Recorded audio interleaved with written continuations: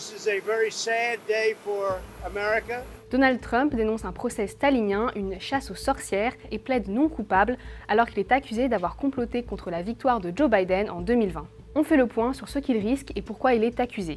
Déjà, que lui est-il reproché? Ce jeudi 3 août, Trump a été formellement accusé d'avoir essayé d'inverser les résultats de l'élection de 2020, affirmant que celle-ci était truquée. L'acte de mise en accusation précise que la diffusion de ces mensonges par Donald Trump ont encouragé l'assaut du Capitole le 6 janvier 2021 par des centaines de Trumpistes qui voulaient empêcher que les parlementaires valident la victoire de Joe Biden. Mais que risque-t-il exactement? Inculpé entre autres pour complot contre les institutions américaines et obstruction de procédures officielles, Donald Trump risque au maximum 55 ans de prison. Il a décidé de plaider non coupable. Ce dont on est sûr, c'est que l'accusation a promis un procès rapide et que 2 procès liés à 2 autres affaires devraient avoir lieu pendant les primaires républicaines début 2024.